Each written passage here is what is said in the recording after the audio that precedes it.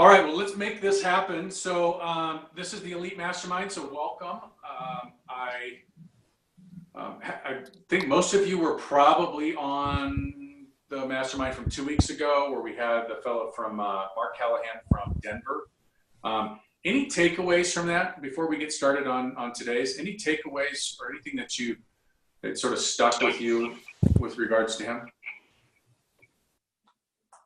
His marketing ideas were great. And how he talked about having clean postcards that were consistent that he was sending out. That's what stuck out to me. Right. Same look.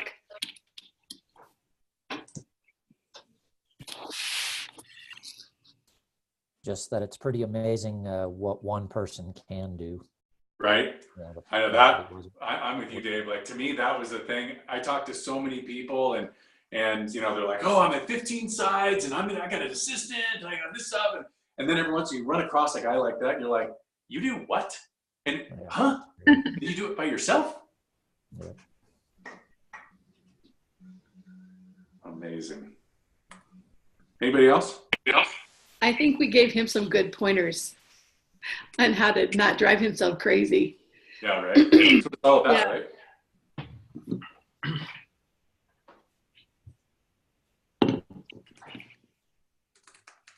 You know, Todd, he said one thing. He said, be himself. Or somebody asked him, you know, what is just some success? He said, be himself.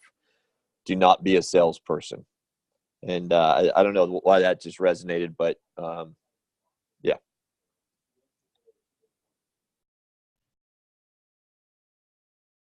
Yeah. I just heard something that reminded me of him.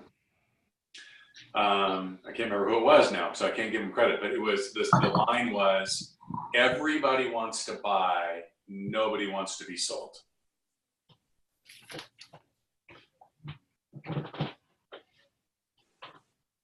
Anybody else?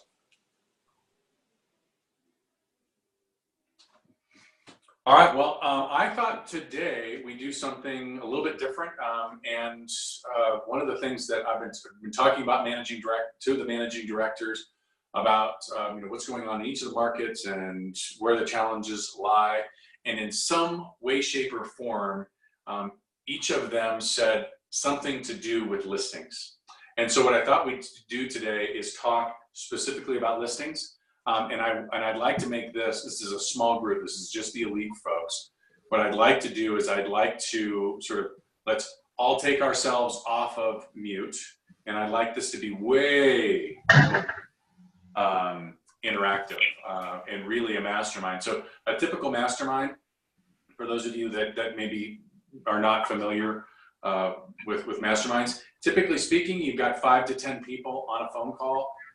You know, a few folks have posted, like, here's my challenge that I'm experiencing right now. And then people come together, and those people who have experienced that challenge in the past and have somehow overcome it, share what it would be, you know, some ideas, I guess. So since we've got a small group today, I'd love to do that. So let me, what that means is that we are going to end up with some background noise. Right. So whatever you can do, as much as you can do, try to get yourself someplace where maybe that's mitigated. If you can't, that's totally fine. I get it. Just be prepared to be quick draw with the mute and unmute button. But again, we really encourage you to participate in coming up with direction, because the only thing I'm going to do on this call is just be your moderator. Cool. Okay, Cool. So listings. Again, as I mentioned to you, we heard a lot about, well, it was listings, and some managers said it had to do with lead generation. Some talked about the marketing that they were doing and how to generate more listings as a result of it. Some were talking about presentations and what are some of the resources available for making sure that when you get that at bat, you crush every single one. Are there any other listing specific topics that y'all are struggling with?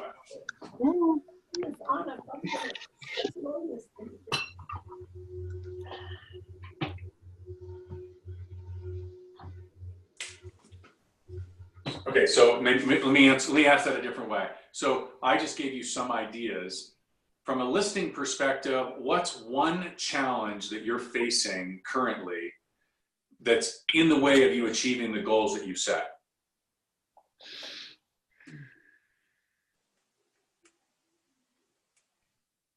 I think for me, Todd, I've been so busy working with buyers and just, doing everything to keep those deals working that I haven't had much time, honestly, to go chasing new business because I've got the buyer side working pretty good right now. I've got a pretty good lead pipeline going, and had 2 closings today, and it's just trying to find the right amount of time to sit down and say, okay, Do you want listings, or are you good? No, I would love to. Okay. I mean, I did. And I just, I just got another, just a small lot listing last week, and I'll list another townhouse this week. But those are more through my sphere, and those guys come looking for me.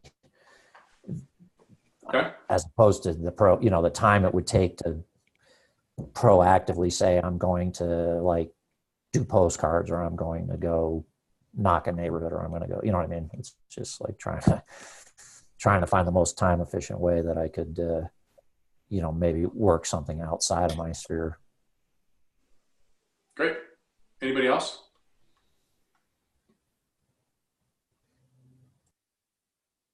Eileen, are you talking, Eileen? I am not talking, but I am off mute. Okay, all right. Again, so when it comes to listings, is there any challenge that you're experiencing that you'd like to make sure we address today that's keeping you from achieving the goals that you set for 2018?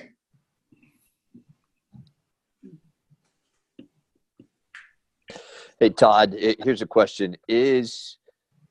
With respect to Geo Farming, is there a plug and play, call it a new time, if you're going to step into the Geo Farming and really do it right, is there a metric, or not a metric, but call it a playbook that you can basically overlay a calendar and go, here is, if I do this every single week, if I do this every single month, call it a Geo Farming playbook that for dummies, if you will. Okay, love it. Best practice farming, love it. Anything else? I'm trying Offers.com, which is supposed to be smart smart data as to who might be more likely or most likely to list a home based on how long they've owned it. And I don't know what kind of algorithms they're using, but we're starting with that, and I'll let you guys know how it goes. Okay. They've got some pretty good strategies. They've got some good scripts. They've got some, they narrow down your market. Like, for instance, in my market, there's about 3,900 homes in the area that I've chosen to farm. And there's probably 168 what they consider smart leads, and so many expired as well. So those are the ones we're going to target our marketing to, rather than just kind of a shotgun blast. Hopefully a little more smart way to target potential sellers. Right. We shall see. Joni, what was that site? Offers.com, and it's OFRS, take out the E.com. No wonder. Okay. Yeah. It's kind of interesting. I just started it, so we'll see how it goes. Anybody having any issues on the presentation side? Like, does everybody feel good? Like, when I get the opportunity, I'm winning 90+% of the time to get the listing? Our marketing's great for our sellers. Okay. Yeah. My sellers like it. I've run into people lately who are hesitant to put their house on the market right now because they are worried about not being able to find the house on the other end of the sale. And the fact that people are really not looking too close at contingent offers right now. So we have to be creative a little bit more on that. And a lot of it's, the matter of positioning it, and, if you wait to sell, then the house you're buying is going to be more expensive too, all of that. But it's just the mindset that people have. Like they might have to move twice. Right. Yeah. If they can find a rental. People hate moving. Yeah. Right. Yeah. Okay. So I know that over the last 2 or 3 weeks, I have been in especially the resort market offices, and I've talked to folks who are going on listing appointments and they're not getting the listing. Is that happening to anybody on this call?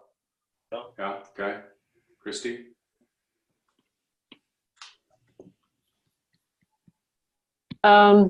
Yeah, I mean, people, the ones that I haven't gotten lately have gone with somebody that's charging less, Yes.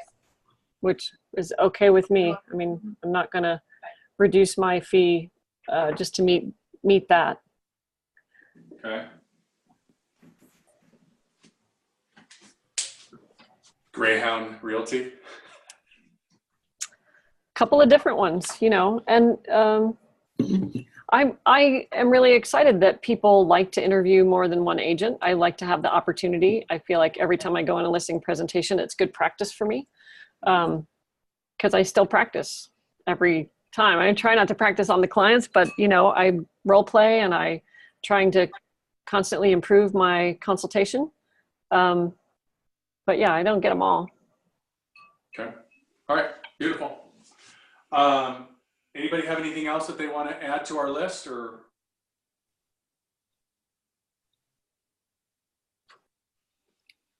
Okay.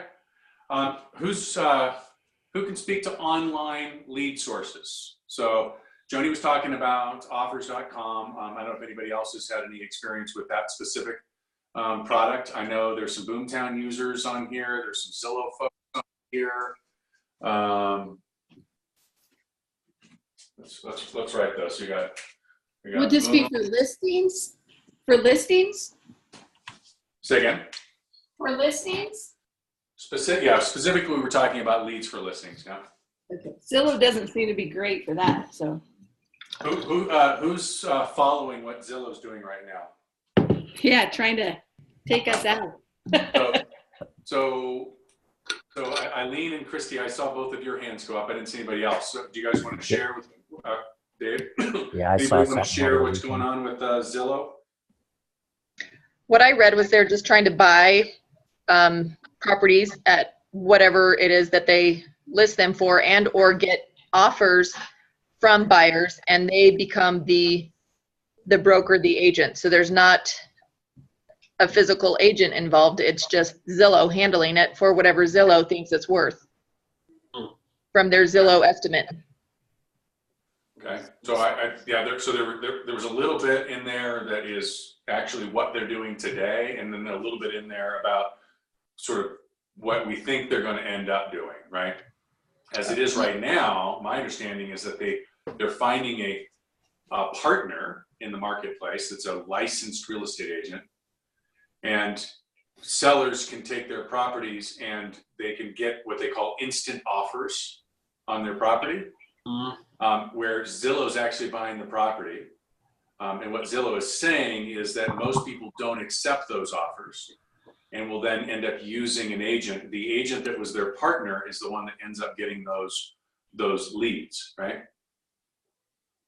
Anybody have any more color they want to add to that? I read quite a bit about that, some posts from some people in the areas where they tested those things, and the realtors there are not too happy. Okay, and why? Well, I think they feel like, 70% of Zillow's income comes from real estate agents, and they feel like they're cutting them out. And, they're partnering with a few, but they're not getting, most of them are not using a realtor from what these people were saying. I don't know if that's true or not. The instant offers deal, that they tested in Florida. Yeah, I think the instant offers are by definition not using a real estate agent. It's what the idea is that it becomes a listing lead generation source for the partner with Zillow. Christy, Dave, do you guys have anything, any more color to that? No, I tried to read where I just saw something come across probably my Facebook feed from it's eluding me, the magazine that covers all the real estate. Inman. And it wouldn't let me read the headline, wouldn't let me read the whole article. But I'm a Zillow Premier agent, and they in some of the zip codes I bought at one point, they were like, well, if you pay us a little extra, then you qualify. I think at the time it was like if your minimum spend was $1,000, then you qualified for their listing leads. But I got 1 or 2 listing leads from Zillow, but I've never gotten a listing from Zillow or even really got to the point where I could sit down with a person face to face and talk about listing their property from a Zillow lead. I don't know what they'll do. It seems way more likely to me that this thing you're talking about really is just a ruse for them to gather leads so that they can then turn around and sell those leads to you and me, so I'm sure at some point my Zillow rep is going to call me up and say, we've got all these instant offer listings where we offered to buy the property and they didn't want to sell it, but they sure do want to sell for some other price. We could sell you that lead for, $1,000 a month or whatever they're going to do. So, but I feel like ultimately Zillow's positioning themselves to franchise, but we'll see whether that happens or not. I'm getting cranky with them. Yeah, it's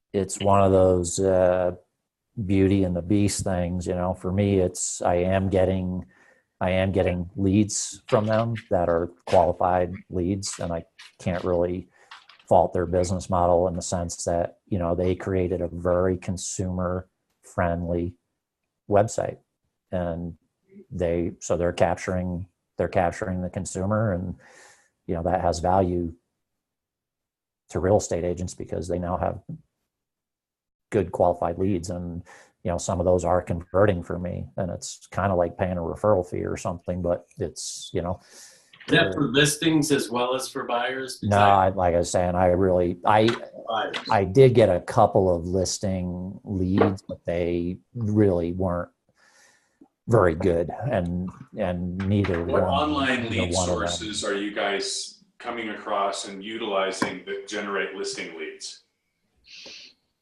None for me. I don't have any.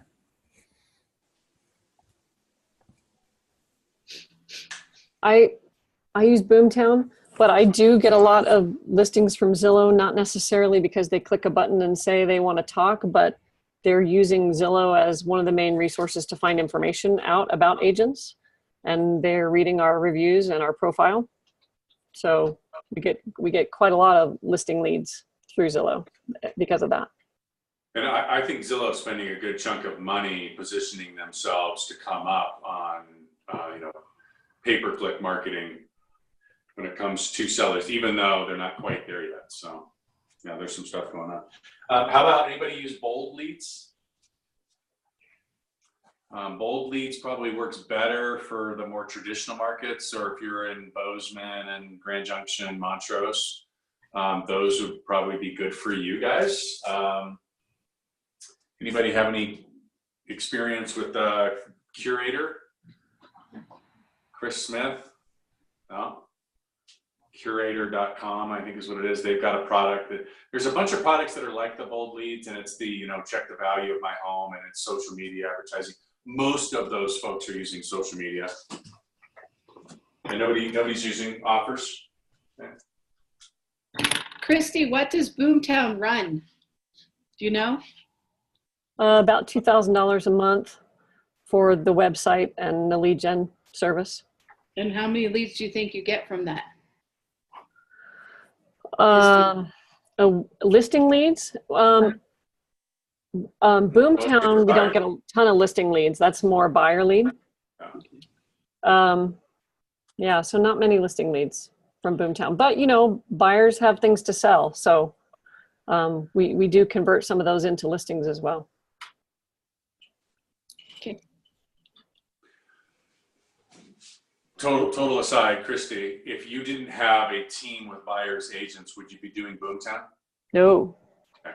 I just make No, sure that it's- everybody you understand. So Christy's operating an organization, right? And part of her responsibility as the leader of that organization is to make sure that her buyers agents have enough leads just on the buyer side to put food on their table, right? So she does that product because it's a good product to capture buyer specific leads. And then it has a nurture campaign in it that probably makes her feel good that she doesn't have to totally rely on buyers agents to pick up the phone and do all the nurturing, right? It's sort of scrubbing them. Yeah. All right. Not to put words in your mouth, but. You got it. And Okay. it's my website, so that's a nice benefit to it as well. But I would not. It's a long-term nurture. There's not a lot of immediate turnover with those leads, and so it's very time-consuming. But they're scrubbed when they come. No. they're not No. scrubbed. Oh, No. okay. All right, so who was it that said they were having a hard time getting people, sellers to commit to selling? Kelly Mix. That was me. Oh, sorry, I didn't hear you. So is anybody else running across that, and how does that conversation going? So you've got somebody who wants to sell a home and wants to buy a home, but they're afraid to list their home until they found another home because they're worried. And of course, it's the catch-22. Buyers in today's market, they go out and they want to do a purchase and sale agreement, an offer, with the contingency of them selling their other house. Well, the market is such that you don't really have to do that today. So how are you handling that? Not well. We need a hotel and some storage units or something.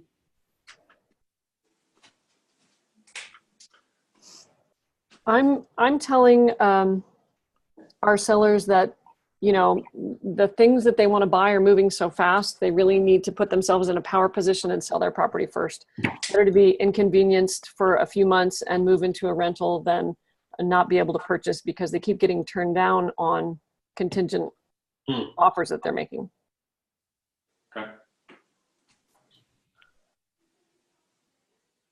I agree with Christy. Having a few listings where people have offered contingent contracts, my sellers say no, we're not going to tie it up on the possibility that they might sell their home, even though homes are going so quickly. It's just, you can't convince them that that's going to be a reality. They don't want to take their home off the market.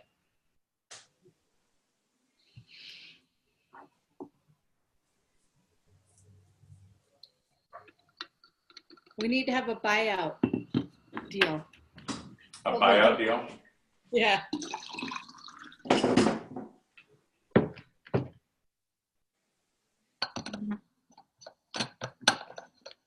Anybody, any ideas? Masterminds, the minds of masters. It's just hard because it's a double-edged sword on that. You tell them to move out temporarily and have that inconvenience, but the rental market is crazy right now too. So they're not going to be able to find it's almost impossible to find a short-term rental right now. So it really is, it puts them in a really tough spot. Not that it can't be overcome, but it's tough for sure. I guess we just have to offer them a room in our house, maybe? They don't want to be in my house. They'd rather keep their house. You could do some VRBOs or Airbnbs for an extended stay, and it's less than a hotel. It's more comfortable, but they still have to put all of their stuff in storage. It is an inconvenience, most definitely. We could definitely look at what we're doing on the new construction side of things is where people are using a bridge loan or a HELOC to take out their existing equity, and then it removes that contingency and they have that funds available to be able to use as a down payment. That's always an option. And the banks are a little bit more available to do that now than they were a few years ago. And which banks are you using? Home Loan and Alpine mostly.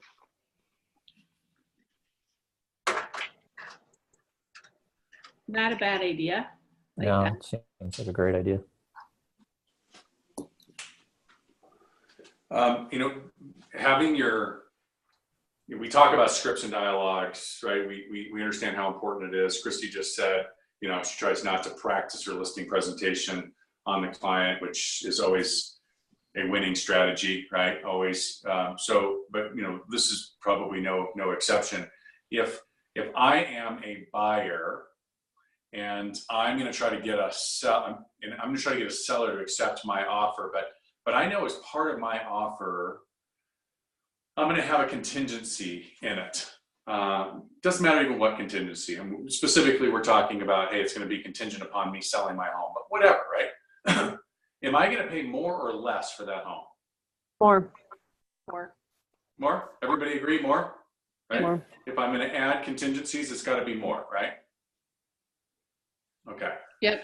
If I'm a seller and I have to sell my home right now, like fast, I got a gun to my head, I got stuff to do, am I typically going to sell my home for more or for less? Less. Less, right?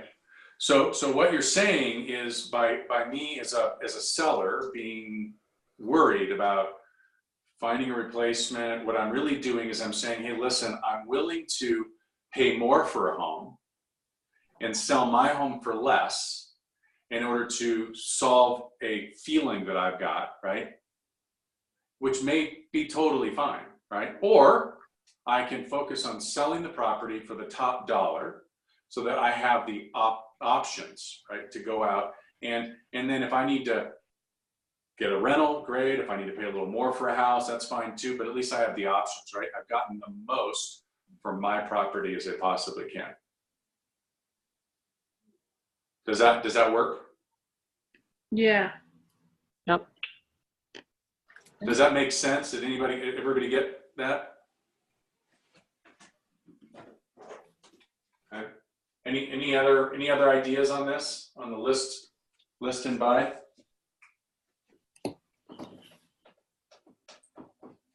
Okay, moving right along. How about this presentation?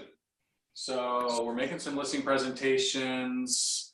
Why are you losing them? For those of you that are going out on listing presentations, throw out some reasons why you've lost a listing recently.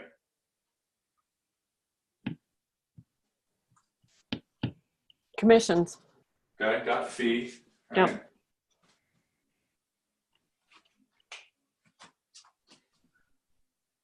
Yeah, I really haven't just because Yeah, the you all are few good. that I've had lately have been pretty much sphere stuff. So I haven't been sitting down with somebody I don't already have a great relationship with. And Okay. so I'm not experiencing that, mostly because I just haven't been in that situation lately.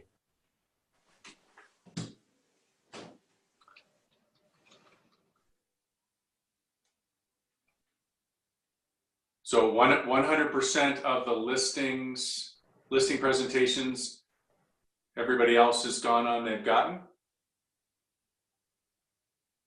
I've lost some to just the other top producers in town, and the sellers will say, you know, it was a really tough decision. We went with this other agent because of, you know, we felt their numbers were stronger, or they work this neighborhood a little bit more than you do, or, you know, a variety of reasons. But usually it's to another top producer, but sometimes it's rapport too. You know, I mean, that's something that I'm working on, is just really establishing good rapport with if it's a stranger, you know, somebody that I haven't met with before. You know, sometimes I know that somebody that was referred to me is going to have 3 other interviews, and I've already established rapport because they were referred to me from somebody that we know, and so I feel like I've got a leg up. But sometimes I'm the person that has the disadvantage, because I'm just going in cold. I don't, you know, haven't ever met them before, haven't ever seen their property before, and maybe they have a prior relationship with one of the other realtors that they're interviewing. Right. Schilling, I saw you shaking your head.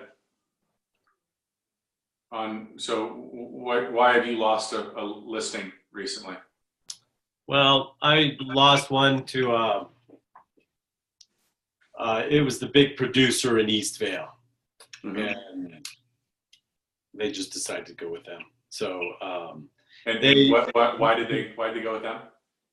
they were saying, oh, it was the list to sales ratio, Okay. and they said in the last 12 months, they had sold a bunch and they had a pretty high list to sale ratio, whereas I didn't have stuff in the last year there, so they didn't even want to consider that. So that made it really hard. Yeah. Okay.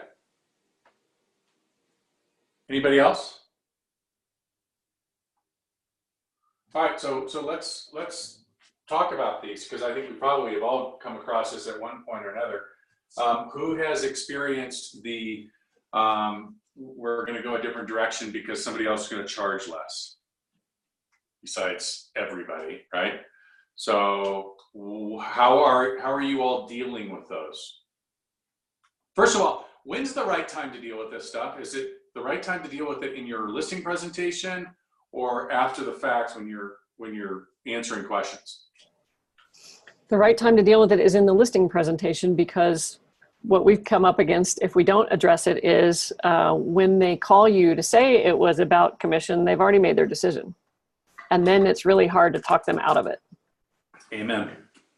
Anybody have any best practices of how to include that in a listing presentation if you're feeling that kind of pressure in your marketplace? When I go over all of the elements that we're going to do in marketing, I usually say, we do, as you can see, we do much more than the average agent, yet we don't charge more. Okay. You're getting more for your 6% than you would with any other agent. Okay. And then I talk about the discounted fees, and I say, if you're receiving a discounted fee, you're also receiving discounted marketing. Mm-hmm. Yeah. And can you show numbers? Like, can you say, hey, here's what I'm getting. I'm selling my stuff for 97% of list, and the average agent is selling 95%. So the reality is, when you figure out the net effect, by paying me, 3%, you're getting an extra 2% more. You can do the math, right? Mm-hmm. So people, when they go in and they go, well, somebody else is going to do, so they're going to do it for 5% instead of 6%. Still doesn't work. Yeah, I don't think that that's too hard to overcome in most instances. I think it's usually the people I find that I don't want to work with that end up going with another agent, all solely based on price. Right. Because they don't see my value at all. Right. And they're also the ones that suck up all your time. Yeah. Yeah, they do tend to be the ones that are the most difficult to work with anyway. Well, listen, psychologically, we all compartmentalize them as those people because it doesn't hurt as bad when they go someplace else. But the reality is, when you're trying to do 200 sides in a year or 50 sides or whatever your number is, the reality is we have to figure out a way to work with more people, right? They need to be good people, they need to be the right people, but you know what I'm saying? So as you talked about it, like being that person to deal with it up front, I'm going to do a ton of marketing, and this is what I charge for it. Here's, my list to sale percentage compared to the average. The other one I saw that I thought was pretty clever was they came in and they said, hey, listen, for this price, right? So for 5%, I'm going to do this. And think CV1, right? Mm-hmm. For 6%, I'm going to do CV2, right? And for 7%, I'll do a CV3. Like think of that in your mind, like that kind of a level deal. Which marketing package would you like? Which level of marketing would you like? It's like a menu. It's like a menu. Yeah, just a good idea. Anybody else tried that? No. I've done that kind of thing. If you want full service, then here's full service commission. If you right, and the whole thing about you're likely to net more, and particularly if I can show average days on market is less or other relevant statistics, then you can back that up. But how did that work for you? It's worked for me before, where I've had people say, well, do you think, that level of marketing will result in a sale? And if you're honest about it, then, if you think it will, you tell them yes. But in our market, we have been on the market. Our average days on the market have been kind of lower here than a lot of the bigger companies, and that's a good stat to use if you can actually show it. Say, here's some discount broker who takes a listing, does nothing, and it sits there for a year till the market catches up, or here's what real marketing of your property can accomplish. Those, I think you can make valid arguments along those lines. But one thing I would throw out there that actually a guy taught me way back when I first got in real estate, and I always remembered it, but there's this thing where if they're going to interview multiple people or whatever, his thing was always, like, a lot of people would say, I want to be last, so that I can then negotiate or whatever. And his thing was like, no, I want to be first, because I'm not letting them out of that room till they sign that thing, and they're never going to get to that other guy's office. But one of the thing that he said is, if people might come in and ask for a discount.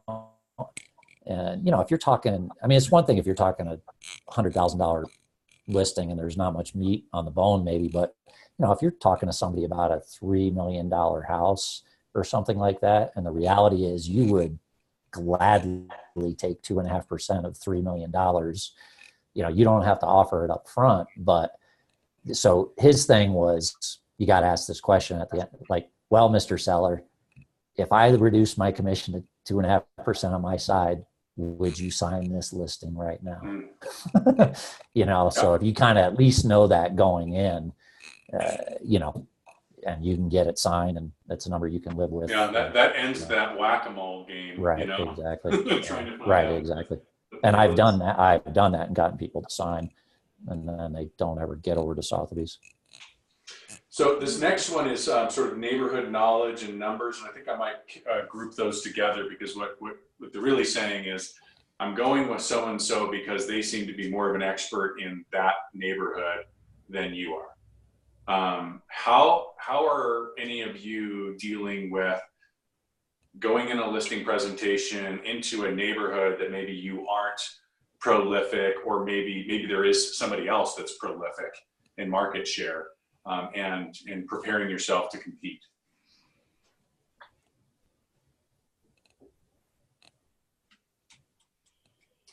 In my market, nobody's doing what you are doing with the CB123. Nobody's doing that.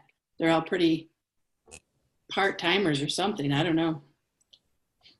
So CB123 you're using as yeah, to differentiate yourself. Okay. What else? Dave just hit something. He was talking about days on the market. He's probably using is the whole area and comparing, maybe the MLS to your company or you. Like, you've got to become a statistician to a certain extent to really understand. Okay, well, here's my numbers, right? Here's the MLSs. Okay, well, wait. How about compare me to Sotheby's, or compare me to Bray, or figure out what those numbers are to be able to be prepared. Have those conversations. Those are always good, right? Yeah, and I think that you can spin your numbers any way you want to. If I'm going into a neighborhood where I haven't sold anything in a couple of years, I'm not going to show, okay, all the agents that have sold in that neighborhood in the last 2 years. I'm going to talk about my overall performance as opposed to that neighborhood performance, and sell that. And if I'm the seller and I go, well, that's great, Christy, but like, how about my neighborhood? Sally's done like 4 deals in my neighborhood. Well, we work in every neighborhood in the Grand Valley, and we don't hesitate to take listings. We know how to market them no matter what neighborhood you're in. And here's our success rate.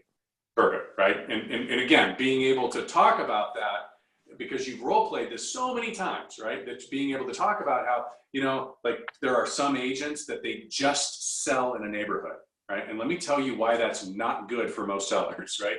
Because most buyers aren't coming from the neighborhood. They're coming from someplace else. They just want to move into that neighborhood. I sell in all of the markets. I generate leads in all of the neighborhoods. I'm the one that's going to generate the most exposure for your property as a result, right? You've said it so many times, it rolls right off your tongue, right? So differentiation from your marketing, that's awesome. Using your stats. Can you, as an agent, as an individual agent, right? And again, all you guys are elite, so you're all pretty, you know, all that in a bag of chips already. But like, can you use your company's stats? Like, if you wanted to compete in a neighborhood, and maybe it's a neighborhood that maybe you haven't sold a bunch of stuff in, but maybe your office has. Is it fair to say, hey, my office has participated in, you know, X percentage of the transactions in this neighborhood? Yeah, right. So that would be one. Right. We talked about that in the fan club on Friday about how you've got you as an agent. You've also got your office, which all offices are having great years. You've also got your company called Banker Distinctive Properties, which is having a great a run. And you've also got your brand. So you've got these 4 levels that you can rely on and lean on in order to help persuade that seller or buyer to work with you. Great.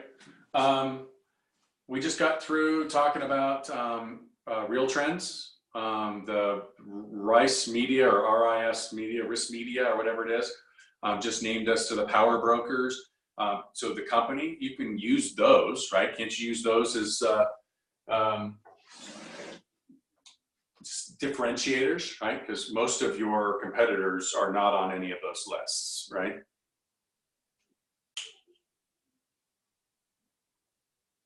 Silence.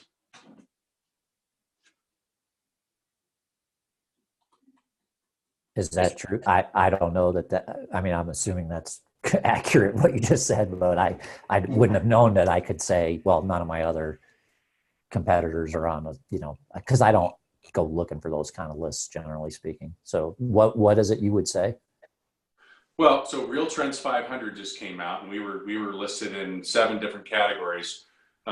You all will be getting something in your email from Alexi that kind of gives you, it's a marketing piece for you, but your company was listed in 7 different categories as being honored, as much as the top 500 brokers in the nation, the top 30 of, you know, movers, like all these different things. Let's see, nobody in, oh, thanks, Steve, there you go. So nobody in Steamboat. I think there was 1 in Vail, 2 in Vail. There was 1 in Grand Junction. Nobody in Montrose. Nobody in, I said Steamboat, nobody in Sun Valley. Yeah, but yeah, you can go to Real Trends 500 and they've got all the reports, and you can click on them and just search in any name you want. But I think if I remember correctly, it was pretty limited. But well, like, Lexi's going to give us a company awards, not just agent awards, I guess is my point. Sorry, yeah. No, so, but it sounds like Lexi's going to be producing a 1-page or. Yeah, but it's not going to talk about anybody else. It's just right. coming to you. That thing I just showed came in the fan club recording the other day that I sent you. So you do have just the numbers. It's not an attractive piece. It just has the nuts and the bolts there. And the Real Trends report does live in IQO under Real Trends in marketing. So you can go through that 170-page document in one of your evenings. You're like I said, you're gonna be receiving something here shortly. It'll be a pretty piece, and it'll be a piece that's coming. It's yours. Like, you can share it. It's coming from you. Blah blah blah. So I think it sounds like when it comes to neighbors and knowledge, like, it's just about making sure that you're kind of focusing on the differentiation and answering the questions in advance. The rapport one, I can't remember. Was it Christy? I think Christy had to go to another appointment that talked about rapport. I love this one because I think this is a really, really easy one to nip, right? Because here's the thing. If you don't know your script and your dialogue, you are not going to come across as someone who's really providing the right level of value to the seller. And in the absence of value, it's going to be determined by a popularity contest or whoever's going to charge the least amount of money. Yes? Everybody agree with that? Anybody that doesn't agree with that, how about that? Okay. In the absence of value, it's a popularity contest or whoever will do it for the least amount of money. So again, as part of your listing presentation, if you can go into it with these things and knowing that, hey, listen, I'm going to have to go in and say, hey, listen, I'm sure most people know like 14 real estate agents, especially in the resort markets, right? You can't swing a cat. That's the deal, right? The bottom line is what we're here to do is to make sure that we provide you with the absolute most value as a listing agent so that you can get the absolute most money for your property.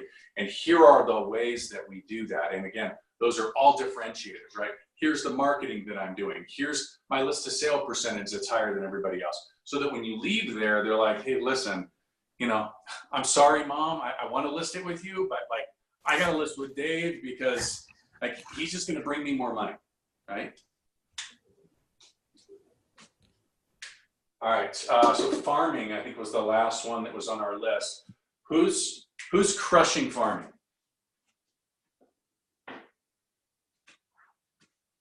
Liars.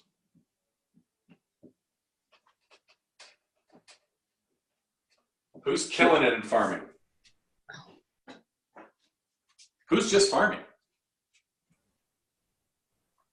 I was doing some, but I haven't been lately because, after my last assistant left and then, I just got busy. Yeah, the execution is a challenge. Yeah, the execution is my biggest. Ross, Eileen, are you guys farming? No? Schilling, are you farming?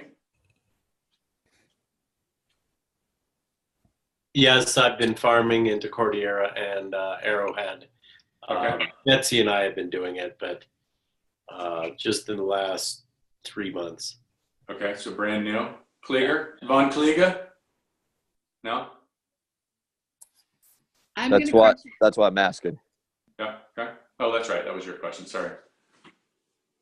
I'm gonna crush it. Okay. Dana, Karen, what about you guys? Dana, Karen, Buxton, Shay, Buxton. Okay. Farming is a trip, so it doesn't sound like we've got anybody that's doing really well in farming on the call. So I'll share with you some of the folks that I'm working with that are doing really well with farming. I'll share with you what they're doing.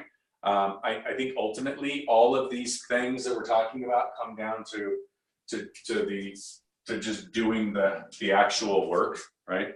Comes down to the action, and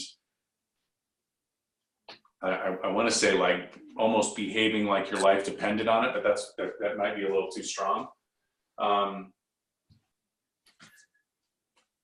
Most people from a farming perspective, they're going to look at it, they're going to say, all right, well, what's the percentage of properties that are turning over in that marketplace, right? And why do I care what the turnover is in the last 12 months?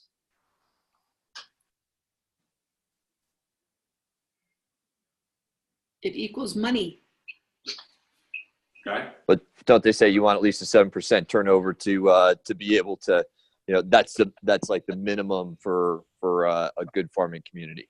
Yeah. So traditional markets, it's 7%, and what that means to you in the resort markets is it's got to be north of 3.5% turnover in your market. So just because your price point is so high, otherwise the ROI is missing, right? And so we've got people. I'll give you an example. We've got some people in Vail they're farming, but they're farming to a market segment that has less than 1% turnover. Right? Now the price points are big, but again, less than 1% turnover. That doesn't work. Right? That's a recipe for disaster. You're gonna have to market to those areas for 2 or 3 years before you get any traction. What is a farming strategy?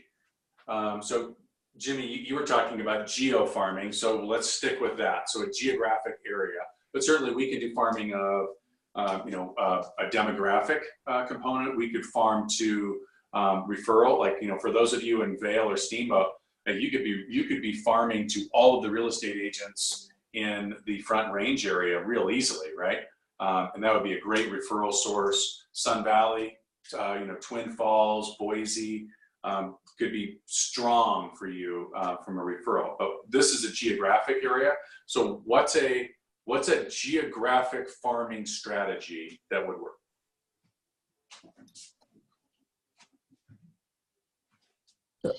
One thing I did last year that worked for me, Todd, which is Yeah. not entirely geographic, it somewhat is, and this may be helpful for others in the resort communities. I've sold a lot of land in my career. A lot of people don't really like to do vacant lots, but I kind of love working with vacant lots because, there's no inspection report, and there's a lot of good things about selling vacant land. So I actually did create sort of a small geographic area, a couple of subdivisions with some lots in the relatively affordable range that had water, sewer, phone, and electric, and I targeted them, and I sent them all a postcard that was like, "Hey, I sell lots of lots," or something to that effect. And I got a few. It was a mailing piece. It was a mail piece, and okay, so I think that the reason it worked was, well, one, I could back it up with, I sell stuff, but like that. But I also don't think those people get as many. right. I don't think they're targeted as much, and they're not huge deals, but that gave me an extra, 3 or 4 deals last year. Yeah. $2,000 here, $3,000 there. Yeah. What else? What about targeted Facebook advertising? Okay. All right. Okay. All right. What else? Components of a geographic farming strategy.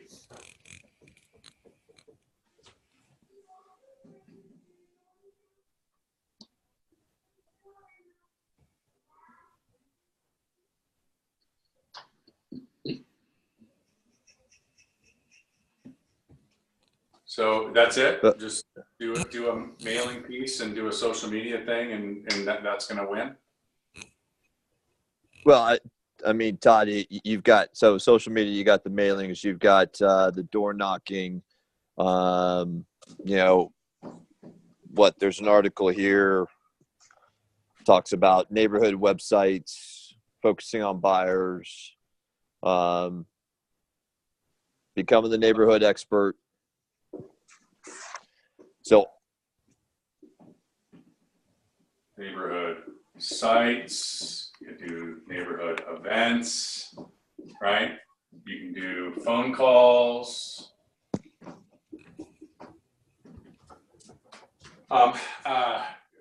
So I know how this works in Idaho, but I can't remember how this works in Colorado. The assessor, so in Idaho, about this time of year, the assessor mails out what they believe the new value of the property to be. And based on that value is how the property taxes will be charged, right? And there's a very specific process. There's specific forms that they have to fill out if they want to challenge the valuation that the tax assessor has provided. And they've got to do it a certain way. How does that work in Colorado? Is it similar? Exactly. Okay. Great. I've helped clients get their taxes lowered doing exactly that. Is it about this time that they do it? It's every 2 years. I'm not sure if it's this year or next year. Off the top of my head. Okay. Isn't it so in May or something? Yeah. So in Idaho, it's every year, right? So, but here would be an interesting idea, right? You send something out to your farm that, of course, at this point knows you, right? And you say, hey, listen, this is what's going on. Be on the lookout for this. I'm here to help you. And here are the steps. If the valuation is correct, if it's incorrect, it could have a real impact on your assessment and what you pay in taxes. I'm offering free information on the value of your home so that you can determine whether or not this is good for you, right? So that would be an example of an event, right? Tax assessments. So how many of you, when you think of a farming campaign, think of all of those things or most of those things as part of it?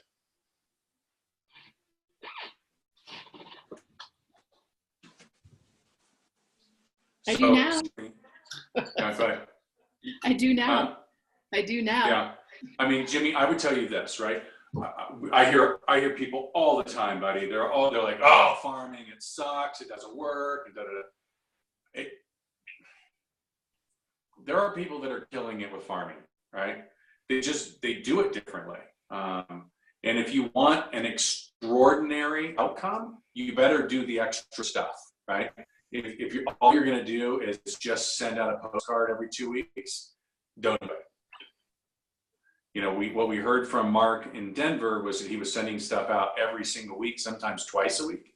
That's a commitment, right? That is a commitment. And so from a return on investment, he better be seeing it, but he's also been doing it for a number of years now. That's the other thing, is really getting real about what our expectations are as far as when we're going to start to see a return on investment. I think what I see are people that are like, okay, I'm going to do this farming thing. I'm only going to send out the mail. I'm only going to give it 6 months. No, it doesn't work that way. So I think when it comes to farming, I think it's a good deal. Remember, if you remember Tom's, core 4, I think it was number 3 on the list, wasn't it? All right, number 1, pacifying sphere of influence, figure that thing out, crush it. Number 2, open houses. Open houses can really work well with farming, can't they? So, those kind of work hand in hand, and then boom, farming, and then last on the list was the online, which I just erased. Okay. Anybody else have anything they want to talk about farming, or anything for that matter when it comes to listings? Any nuggets of absolute gold to help the others on the call get more listings and get more listings sold? Come on. Everybody should be reaching for the unmute button right now. So the one thing I can say that is, directly linkable to the distinctive properties thing is I sent Robert a referral here last year, and I sent one to Grand Junction, and we talked a little bit about this when you were here for a sales meeting, this idea that we could run an ad in one of these magazines, that we're in all these different resort markets. And so since that point, when I'm talking to anybody about, especially with the higher end stuff, I'm like, we have a footprint in Vail, we have a footprint in Sun Valley and Steamboat, and, in some of these other feeder markets, and like that, Sotheby's doesn't have that, and so that is benefit. I think that's beneficial. Now, yeah, love it. And I got one up in Montana, and all that stuff. Yeah, again, using the company as a whole, using the office as a whole to tell a different story. Love it. I think it's awesome. Anybody else?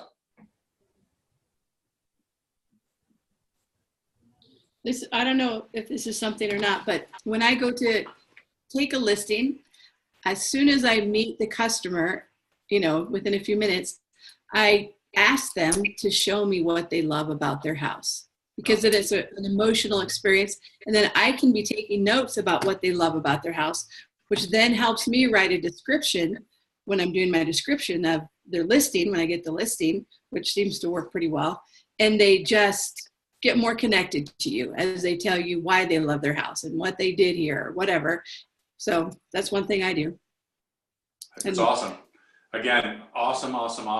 Make sure that everything from a listing presentation standpoint takes it away from whether or not you are building rapport with somebody, because everybody gets along differently, and let your attention to detail and rapport building skills be just the cherry on top. Eileen was so close to saying something. Did you all see that? She was so close. She's just chickened out. I was totally going to jump in, and then what you said kind of negated what I was going to say. However, I'll still say it. I completely agree with what Joni was saying, and I like to get people involved in writing their thing, and I'll send them the description and say, add, edit, delete, increase, decrease, and then normally it's like 5 pages and link that they send back to me, and I go, okay, well, now we've got to cut out all of this stuff, but at least it gets them involved in the deal, and they're that much more connected to me and to the selling process. Brilliant. Yeah, I have them write me a list and send it to me, email it to me, or text me or whatever. And if anything they can think of, later or whatever, after that appointment. All right, beautiful. All right, you guys. Well, thank you so much for participating, and I appreciate it. Hopefully, you guys got some value out of this. We did record this, so if anybody that wants it, let us know. We're happy to pass it along, and I will chat with you guys. Is it next week? Week after. Talk to you later. Adios.